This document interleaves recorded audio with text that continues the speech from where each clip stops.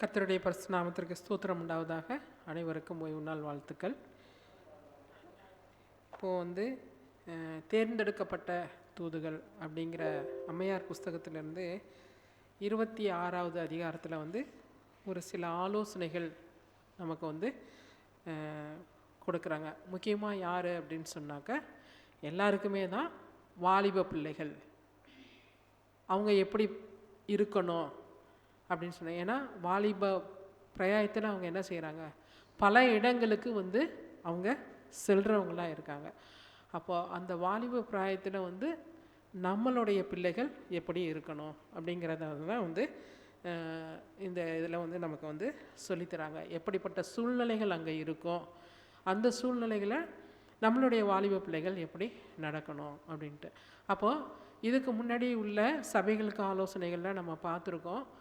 சிறு பிள்ளைகளில் இருந்தே குழந்தை வளர்ப்பு அதில் நம்ம பார்த்துருக்கோம். சின்ன பிள்ளைங்களில் இருந்தே நம்ம பிள்ளைகளை கர்த்தருக்குள்ளார எப்படி வளர்த்து எடுக்கணும், கடவுளுடைய குறித்த அந்த அன்பு, அவருடைய சிருஷ்டிப்பு, அவருடைய பணி, அவர் தான் மெய்யான தேவன், இது எல்லாமே எந்த அளவுக்கு நம்ம சொல்லி கொடுக்கணும் அப்படிங்கிறத நம்ம நிறைய சபைகளுக்கு ஆலோசனைகள் மூலமாக கேட்டிருக்கோம். அதோட பெண்கள் கூடுகையிலையும் மோசேயை எப்படி அவங்க அம்மா வளர்த்து எடுத்தாங்க. அதே போல் புதிய ஏற்பாட்டில் பார்த்தோம் அப்படின்னாக்கா தீமோத்தேயும் இவங்களெல்லாம் அவங்க பாட்டி அம்மா எப்படி வளர்த்து எடுத்தாங்க. கடவுளுக்குள்ளார வளரணுங்கிறதுக்காக அன்னாள் எப்படி சாமுவேலை ஒப்பு கொடுத்து அங்கே வளர்க்க கொடுத்தாங்க. இப்படி இது எல்லாமே நமக்கு பைபிளில் நிறைய உதாரணங்கள் நமக்கு இருக்குது அப்படின்னு சொல்கிறாங்க. அப்போது அவங்க வாழ்ந்த காலத்திலே கல்லூரிகள் எப்படிப்பட்டதாக இருந்தது அப்படின்னு சொல்கிறாங்க. அதை காட்டினையும் இப்போ எப்படி இருக்குது, ரொம்ப மோசமாக இருக்குது அப்படிங்கிறது நம்ம எல்லாருக்குமே தெரியும். அப்போது நம்ம நம்ம பிள்ளைகளை அந்த பயிற்சிக்குள்ளாக நம்ம சரியான வகையில் கொண்டு வந்திருந்தால் தான் என்ன செய்ய முடியும், எந்த இடத்துல போகிறாங்களோ அந்த இடத்துல கடவுளுக்காக நிற்க வைக்க முடியும். அப்போ இது முழுசுமே பொறுப்பு யாருடையதாக இருக்குது, ஒன்று பேரண்ட்ஸு, ரெண்டாவது சபை. இந்த ரெண்டு பேருக்குமே நம்ம போன வாரம் அந்த பிரதிஷ்டை கூட என்ன சொன்னார், ஒவ்வொரு பிள்ளைங்களையும் வளர்த்தெடுக்கிற பொறுப்பு சபைக்கும் இருக்குது, பெற்றோர்களுக்கும் இருக்குங்கிற காரியத்தை நம்ம கற்றுக்கிட்டோம். அப்போ இதை மனசில் வச்சு நம்ம கையில் இருக்கிற இந்த வாலிப பிரயாயத்தை எட்டுகின்ற அந்த பிள்ளைகள் எப்படி போகணும், எப்படி வளர்த்து எடுக்கணும் இந்த உலகத்துக்குள்ளார போகிறப்ப அப்படிங்கிறத நம்ம கண்ணுங்கருத்தமாக பார்க்க வேண்டியது இருக்குது. இதில் அப்போ நம்ம நம்மளுடைய பிள்ளைகளை தனியாக பிரிச்செடுத்தே எப்போவுமே வச்சுருக்க முடியுமா, அதுக்காக தேவன் நம்மளை அழைச்சிருக்காரா அப்படி பார்த்தா இல்லை. அப்போது அந்த பெயர் கிறிஸ்தவர்கள் அப்படிங்கிறவங்கெல்லாம் நம்மளுடைய பிள்ளைகள் அங்கே போகிறப்பையும் கூட அந்த கல்லூரிகளில் இருக்கிறப்போ எப்போவுமே அவங்களுக்கு பாதுகாப்பாக இருக்குமா அப்படின்னு சொல்லி பார்த்தாக்க இருக்காது. ஏதோ ஒரு நாளில் சாத்தான் என்ன செய்வான், இடையில ஒரு பாதுகாப்பு இல்லாத ஒரு சூழ்நிலையில் இருக்கிறப்ப அந்த டயத்தை அவன் என்ன செஞ்சிடறான், பயன்படுத்திக்கிட்டு ஒரு சில தவறான பாதைகளில், அதாவது தடை செய்யப்பட்ட பாதைகளில் கர்த்தர் அமைக்காத பாதையில் போகிற மாதிரி அவன் வழிநடத்திடுறான் அப்படிங்கிறத சொல்கிறாங்க. அடுத்து பேருக்கு கிறிஸ்தவர்களாக இருக்கிறவங்க இன்றைக்கி என்ன செய்திருக்காங்க, நிறைய ஸ்தாபனங்கள், கல்லூரிகள் ஆகட்டும், வேலை ஸ்தலங்களாகட்டும் நிறையா வச்சுருக்காங்க. அப்போது அவங்க என்ன செய்கிறாங்க அப்படின்னாக்க அதனால் வேண்டி மற்றவங்கள மதத்தில் உள்ளவங்களோட ஒரு தோழமை கொள்ளாமல் இருக்காங்களா அப்படின்னு பார்த்தாக்க இல்லை. மற்றவங்களுடைய தொடர்பில் அவங்க வச்சுருக்காங்க. அவங்க எல்லா மதத்துக்காரங்களையும் அவங்க என்ன செய்கிறாங்க, அவங்க ஸ்கூலில் சேர்க்குறதாகட்டும், கல்லூரியில் சேர்க்குறதாகட்டும் எல்லாமே அவங்க செஞ்சுட்டு தான் இருக்காங்க. அவங்க உலகத்தாராவாக இல்லாமல் இருந்தாலும் உலகத்தில் இருக்கிறவங்களோட தான் அவங்க என்ன செய்கிறாங்க, மிங்கிளாகி போகிறாங்க. ஆனாக்க அந்த மாதிரி அவங்களுடைய பங்கு அதில் என்ன அப்படின்னாக்க அவங்க உணர்த்துதல் அடையாதவர்களாக இருந்தாலும் சம்பிரதாயங்களுக்கும் நடத்தைகளுக்கும் திறக்கப்பட ஒரு இருதயத்தை உடையவர்களாக இல்லாதவர்களாக இருக்க வேண்டியவர்களாக இருக்கின்றார்கள் அப்படின்னு சொல்கிறாங்க. அதாவது மெய்யான சத்தியத்தை சொல்லி கொடுக்க வேண்டிய சூழ்நிலையில் அவங்க இருந்தாலும் அதை பற்றி அவங்களுக்கு ஒரு இது இல்லை. எப்படியோ அவங்க வந்து அந்த ஸ்தாபனங்களை கொண்டு முன்னேறி வரணும், பேருக்கு கிறிஸ்துவை பற்றி சொல்லி கொடுக்கணும் அப்படிங்கிற ஒரு இதில் தான் இருக்காங்க.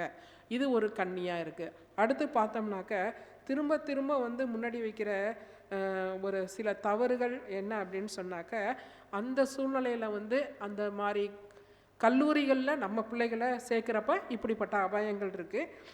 அதோட வந்து அங்கே போனால் ஒரு கல்வி தரம் நல்லா இருக்கும், அதனால் வேண்டி நமக்கு வந்து விலை மதிப்பில்லாத ஒரு காரியங்களை, ஒரு ஆசீர்வாதங்களை பெற்றுக்கொள்ளக்கூடிய ஒரு சூழ்நிலைகளில் அந்த கல்லூரிகள் இருக்கப்படுறதா இருந்தாலும் கூட ரொம்ப மைனூட்டாக வந்து என்ன செய்கிறான்னாக்கா, சாத்தான் வந்து ஒரு சில காரியங்களில் வந்து அவன் வந்து விஷத்தை வந்து அந்த இடத்துல வந்து விதைக்கிறவனாக இருக்கிறான்.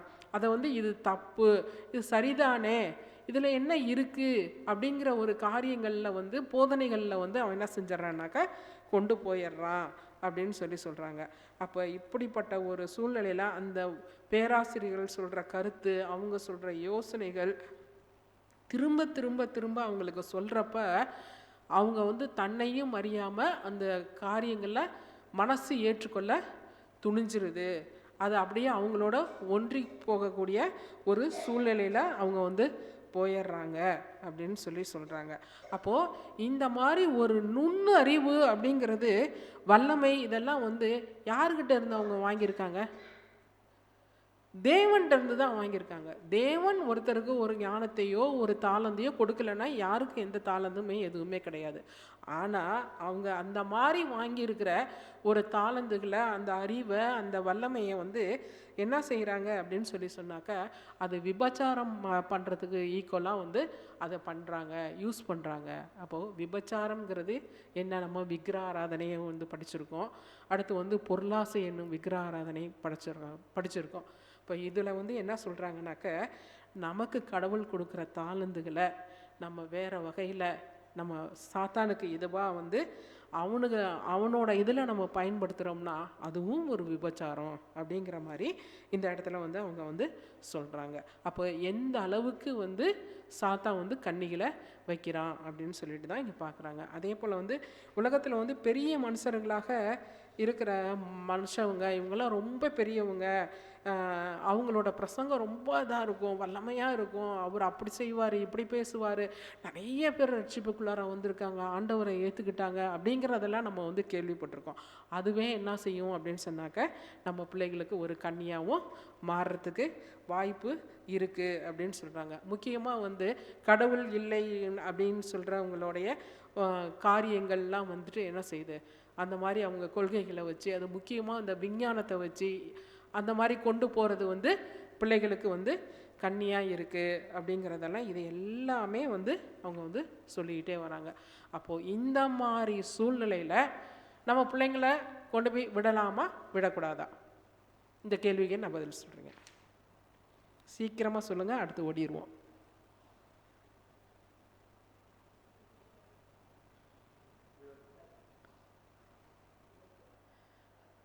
எல்லாரும் விடக்கூடாது அப்படின்னு சொல்கிறீங்க. அப்போது விடக்கூடாது அப்படின்னு சொன்னால் தப்பு யாருக்கிட்ட இருக்கு? நம்மக்கிட்ட தான் இருக்குது.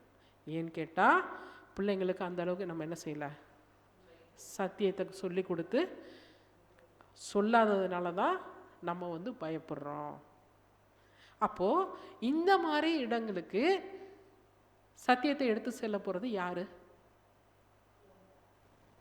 நம்ம தான் எடுத்துகிட்டு போகணும், நம்ம பிள்ளைங்க தான் எடுத்துகிட்டு போகணும். அதுக்காகத்தான் நம்மளை பிரிச்சடிச்சு கொண்டு வந்துருக்கிறாரு இல்லையா?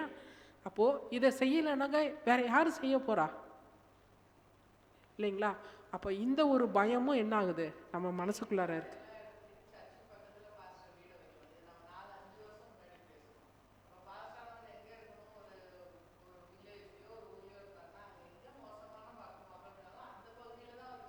அதை ஏற்கனவே அவங்க அப்படி தான் இருக்கணுங்கிறத அதை தான் நம்ம கன்க்ளூஷனில் ஒத்துக்கிட்டோமே. இல்லை ஒத்துக்கிட்டோம், அது உண்மை தான், அந்த மாதிரி இடத்துல தான் இருக்கணும் அப்படிங்கிற சசிகுமார் பாஸ்டர் ஒரு தடவை சொன்னார். கடைசியாக இந்த மாதிரி வாதம் வந்தப்போ அது உண்மை தான். அந்த மாதிரி இடங்கள்ல இருந்து அந்த மக்கள் மத்தியில் நம்ம வந்து ஊழியம் செய்யணும். இதே மாதிரி சூழ்நிலையில் ஒவ்வொருத்தரும் இருக்கிறது வந்து சரியானது இல்லை அப்படிங்கிறத வந்து அவர் வந்து கடைசியாக சொன்னார். இப்போ இதுவும் இங்கேயும் வந்து அப்படி தான் வந்து கடவுள் நம்மளை அதுக்காக தான் வந்து பிரித்து எடுத்திருக்கிறாரு. அப்போ அதுக்கு எக்ஸாம்பிள் வந்து யார் எதுனா செவன்த் டே அட்வென்டிஸ்ட் மாணவர்கள் அப்படிங்கிறவங்க வந்து நம்ம சொல்லிக்கிறோம் அப்படின்னா நம்ம எப்படி அங்கே இருக்கணும் அப்படிங்கிறத தான் இது பண்ணுறாங்க. நமக்கு ஆன்மீக போராட்டத்தில் நம்ம வந்து படிச்சிருக்கோம். வாழ்த்தனியர்கள் வந்து அவங்க எப்படி வந்து அவங்களோட பிள்ளைங்களை வந்து ட்ரெயின் அப் பண்ணாங்க. அவங்க இருக்கிற இடம் வந்து மலைகள் பக்கம் வந்து இவங்களுடைய தொந்தரவு, இவங்களுடைய பிரச்சனைகள்லாம் தாங்க முடியாமல் தேவனை உண்மையாகவே தொழுது கொள்ளணும், அவர் சொன்னது பிரகாரம் தொழுது கொள்ளணும், இவங்களோட மிங்கிளாகி இருந்தாக்க நம்மளால் தொழுது கொள்ள முடியாதுங்கிறதுக்காக வேண்டி அவங்க தனியாக போய் இருந்து அவங்க பிள்ளைகளுக்கு அந்த கஷ்டம் நஷ்டமான அந்த வாழ்க்கை முறையில் கல்வியை கற்றுக் கொடுத்து வேதத்தை கற்றுக் கொடுத்து அந்த அளவுக்கு ஸ்டாண்டப் பண்ணி திரும்பவும் எங்கே அனுப்புகிறாங்கனாக்கா உலக பிரகாரமான கல்லூரிகளுக்கு நம்ம அனுப்பினாங்க அப்படிங்கிறத நம்ம வந்து படிச்சிருக்கோம். அவங்களுடைய ஆடைகள் எப்படி இருக்குன்னு சொன்னாக்கா இந்த மாதிரி சத்தியங்களை எடுத்து வச்சுட்டு போகிற மாதிரி இருக்கும் அப்படின்னு சொல்கிறாங்க. அப்போ அங்கே அப்படி போய் வந்து இருக்கிற இடத்துலையும் வந்து அவங்க எப்படி நடந்துக்கிட்டாங்க அப்படின்னு சொன்னாக்க எல்லாரோடையும் இருப்பாங்க. ஆனாக்கா வந்துட்டு அங்கே மெஜாரிட்டி இதில் சொல்கிறத பார்த்தாக்கா என்ன ஆர்சிக்காரவங்க, அவங்க வந்து ஆர்சிக்காரவங்க முக்கியமாக யாரையும் தெய்வமாக கும்பிட்டுட்ருக்காங்க, மாதா. அப்போ அவங்க முன்னாடி ஜெபம் பண்ணுறவங்கள அந்த விக்கிரத்தை வச்சு ஜெபம் பண்ணுற மாணவர்கள் மத்தியில் அவங்க இருக்காங்க. அப்போது அந்த மாதிரி இருக்கிறப்போ வந்து அவங்க வந்து இதெல்லாம் இல்லாமல் இவங்க வந்து ஒரு வித்தியாசமாக இவங்க இருக்கிறாங்களே, இவங்களோட கொள்கைகள் என்ன அப்படிங்கிறதும் வந்து நமக்கு தெரிய மாட்டேங்குது. ஆனாலும் கூட வந்து இவங்க வந்து வேறு மாதிரி இருக்காங்களே அப்படிங்கிறத வந்து ஒரு டிஃப்ரெண்ட்டான பாதையில், அதாவது கடவுள் என்ன மாதிரி கற்றுக் கொடுத்துருக்கிறாரோ அந்த கொள்கையில் அவங்க என்ன செய்கிறாங்க அங்கே வந்து இருந்துட்டுருக்குறாங்க அப்படிங்கிறத வந்து சொல்கிறாங்க. அவங்களுடைய கொள்கையிலேருந்து ஏன் வந்து அவங்கள வந்து மாற்றி கொண்டு வர முடியல அப்படிங்கிறத அவங்க வந்து யோசிக்கிறாங்க அப்படிங்கிறாங்க. ஆனாலும் கூட வந்து அவங்க வந்து பார்க்குறாங்க, இவங்க வந்து கன்னி மரியாதை பார்த்து ஜெபம் பண்ணாமல் இவங்க தேவனுக்கும் மனிதனுக்கும் இடையில் ஒரு மத்தியஸ்தராக இருக்கிற இரட்சகரை நோக்கி ஜெபம் பண்ணுகிறவர்களாக இருக்கிறாங்க. இன்றைக்கி நம்ம யாருக்கு வந்து முக்கியத்துவம் கொடுக்குறோம்? ஒரு சின்ன ஒரு காரியமாக இருந்தாலும் கூட நிறைய சோதனைகள் நமக்கு வந்துடுது. அந்த ஓய்வு நாள் டயத்துலேயோ இல்லை அந்த பெண்கள் கூடுகை நேரத்துலேயோ நமக்கு யாராவது வந்து இடைஞ்சல் பண்ணுற மாதிரி காரியங்கள்லாம் வருது. அப்போ அதில் நான் எப்படி நிற்கிறேன் அப்படிங்கிறத இதை படிக்கிறப்போ ரொம்ப குத்துச்சு. நேற்றுலாம் என்னால் சுத்தமாக வந்து ஓய்வு நாள் ஆராதனைக்கு என்னால் வர முடியாத அளவுக்கு ஒரு சூழ்நிலை போட்டு அமுக்கிட்டு நிற்கிது, மனசு உள்ளுக்குள்ளார அடிக்குது. ஆனாலும் வந்து அதை வந்து மீறி வர முடியாத ஒரு கட்டத்தில் நிற்கிறப்போ வந்து ரொம்ப கஷ்டப்பட வேண்டியதாக இருந்தது. ஆனால் இங்கே வந்து என்ன செய்கிறாங்கனாக்கா அவங்க ஜெபம் செய்கிறத வந்து அவங்க வந்து அப்படி சொல்கிறாங்க. அப்படிங்கிறப்போ அப்போ அவங்களுடைய நடத்தையின் மூலமாக அவங்களுடைய கொள்கையை வந்து என்ன செய்கிறாங்கனாக்கா வெளிப்படுத்துகிறவங்களா இருக்கிறாங்க. அப்படி கொஞ்சம் கொஞ்சமாக அவங்க வந்து என்ன செய்கிறாங்க அப்படின்னு சொன்னாக்க அப்போ அவங்க வந்து என்ன நீங்கள் என்ன நீங்களும் கிறிஸ்டின்னு சொல்கிறீங்க, அப்போ என்ன ஏதுன்னு அவங்களா கேட்குறப்போ இவங்க என்ன செய்கிறாங்கனாக்கா இவங்களோட கொள்கைகளை பற்றியும் ஆண்டவரை பற்றியும் அவங்க வந்து சொல்லித்தராங்க. இப்போ எடுத்ததையுமே வந்து ஏன் தேவன் தான் வந்து பெரியவர், நாங்கள் கும்பிட்ற முறை தான் பெருசு, நாங்கள் தான் உண்மையாக நாங்கள் தொழுது கொள்கிறோம், இப்படிலாம் இருக்குது, நீங்கள் இப்படி செய்கிறதெல்லாம் தப்பு, எந்த சண்டை சச்சரவுக்கும் போகல, எந்த ஆர்கியூமெண்ட்டுக்குமே அவங்க அங்கே போகலை. அவங்களோட தொழுகையின் மூலமாக அவங்களுடைய கொள்கையை நடக்கையில் காட்டுறதன் மூலமாக என்ன செய்கிறாங்க அப்படின்னு சொன்னாக்க அவங்க வந்து காட்டுறாங்க. இப்படி வந்து நம்ம காட்டுறப்ப மாத்திரம்தான் என்ன செய்ய முடியும் அப்படின்னாக்க மற்றவர்களுடைய மனசில் இருதயத்தில் நம்ம வந்து சத்தியத்தின் விதைகளை வந்து நம்மளால் விதைக்க முடியும் அப்படின்னு சொல்லிட்டு அவங்க சொல்கிறாங்க. இதுதான் வந்து இந்த ஒரு அத்தியாயத்தின் மூலமாக சொல்கிறாங்க. எதிர்வாதத்துக்கோ ஒரு இதுக்கோ அவங்க வந்து போகாமல் அவங்க நடக்கையிலேயே அவங்க காட்டுறாங்க. ஏன்னாக்கா அவங்க வந்து வேதத்தை கற்றுக்கிறதுக்காகவோ ஒரு நல்ல ஒழுக்கத்தை கற்றுக்கிறதுக்காகவோ அவங்க எங்கே போகல, காலேஜுக்கு போகலை, கல்லூரிகளுக்கு போகலை. ஏன்னா அங்கே இருக்கிற ஆசிரியர்களும் அங்கே இருக்கிற ஆசிரியர்களுக்கு என்ன வேண்டியது இருக்குது? வேதத்தை பற்றின அறிவை சொல்லித்தரக்கூடிய ஒரு நிலையில தான் அந்த கல்லூரி அமைப்பு இருக்குது. அதனால் வேண்டி எப்போவுமே நம்ம வந்து ஒரு வாலிப பிள்ளைகள் படிக்கிற இடத்துலையே ஆகட்டும், எந்த விதமான எதிர்வாதத்துக்கும் நம்ம என்ன செஞ்சிடக்கூடாது, போகக்கூடாது.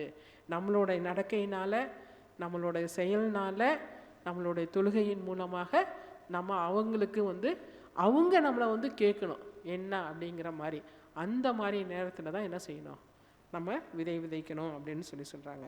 ஆனாக்க இந்த இதில் வந்து ஒரு சில இப்படி இருக்கிறப்ப வந்து சாத்தான் சும்மா இருப்பானா? இருக்க மாட்டான் இல்லைங்களா? ஒரு சிலவங்க வந்து நம்ம எல்லாருமே சொன்னோம், இப்படி ஒரு சூழ்நிலையில் நம்ம பிள்ளைங்கள வந்து நம்ம வந்து விட மாட்டோம் அப்படின்னு சொல்கிறோம். ஏன்னா அந்த பயம்தான். ஆனாக்க இந்த மாதிரியான உழைப்புக்கு முன்வைக்க நம்ம வந்து அபூர்வமாக துணிகிறேன். ஏனால் தேவனுடன் பிணைப்பு இல்லாதவர்களாக இருப்பவர்கள் இந்த பள்ளியில் தங்களை வைக்கிற அபாயம் இருக்கிறது என்பதுடன் தவறை திருத்தி ஒளிவீச செய்வதற்கு பதிலாக அவர்கள் தாங்களே விலகு செல்லும்படி நடத்தப்படக்கூடிய ஒரு அபாயமும் இருக்கிறது. நம்ம இந்த அபாயத்துக்கு தான் நம்ம என்ன செய்கிறோம், பயப்படுறோம். ஆனாலும் நம்ம பிள்ளைகளை அனுப்பினாலும் நம்மளுடைய ஜெபம் என்ன செய்யணும், அவங்கள சுற்றினதாகவே இருக்க வேண்டியது இருக்குது. நம்ம வந்து கற்றுக் கொடுத்துட்டோம், நம்ம சொல்லி கொடுத்துட்டோம், இதோட நம்ம வேலை முடிஞ்சிருச்சு அப்படிங்கிறதெல்லாம் கிடையாது. நம்ம வந்து நம்ம பிள்ளைகளுக்கு சப்போர்ட்டிவாக என்ன செய்ய வேண்டியது இருக்குது, அவங்களுக்காக ஜெபம் செய்ய வேண்டியவர்களாக இருக்கும். அந்த மாதிரி கன்னிகள் நிறைந்த இடமா தான் இருக்குது. ஆண்டவரே, அந்த இடத்துல உங்களுக்கு சாட்சியாக பிள்ளைங்க நிற்கணும், அதில் என் பிள்ளைங்க விழாமல் நிற்கிறதுக்கான பலத்தை நீங்கள் தாங்கன்னு சொல்லிட்டு என்ன செய்யணும், நம்ம ஜெபம் பண்ணிக்கிட்டே இருக்கணும். ஆனால் அந்த அபாயமும் இருக்கிறது. ஆனாலும் அந்த அபாயத்தின் மத்தியிலும் நமக்கு வந்து ஊழியம் செய்கிறதுக்கான பொறுப்பு கடவுள் கொடுத்துருக்கிறாரு. அப்போ இது எல்லாமே முழுக்க பெற்றோர்களாகிய நம்மளோட கையில் தான் இருக்குது. அப்போ அந்த சின்ன பிள்ளைகளில் இருந்து நம்ம வந்து சத்தியத்தை எந்த அளவுக்கு நம்ம சொல்லி கொடுத்தா, நம்மளை வாலிப பிரயாயத்தில் வேலை செய்கிற இடத்துக்காக இருந்தாலும் சரி, படிக்கிற இடத்துல இருந்தாலும் சரி, போகிறப்ப நம்மளுடைய பிள்ளைகள் எதற்காக அங்கே கொண்டு போய் வைக்கப்படுறாங்க அப்படிங்கிறத வந்து நம்ம வந்து உணரணும். அந்த இடத்துக்கு அனுப்புகிறாரு, கொண்டு போய் வைக்கிறாரு, இந்த காலேஜில் இடம் கிடைக்குது அப்படின்னு சொன்னாக்க அப்போ அங்கே உள்ளவங்களுக்கு சத்தியம் போகணும். எப்படி வந்து இஸ்ரவேலர்களை ஒரு அடிமைத்தனத்தில் கொண்டு போய் விட்டு சத்தியத்தை பரப்புறதுக்கு அதையும் நன்மைக்கு எதுவாக பயன்படுத்தினாரோ, அதே போல் நம்மளுடைய பிள்ளைகளையும் ஆண்டவர் பயன்படுத்துவார். அந்த மாதிரி பயன்படுத்துவதற்காக நம்ம பிள்ளைகளை நம்ம என்ன செய்யணும், ட்ரெயின் அப் பண்ணணும். இதுதான் இந்த வாய்ப்பை கொடுத்த தேவனுக்கும் சபையாருக்கும் நன்றி தெரிவித்துக் கொள்கிறேன். ஆமென்.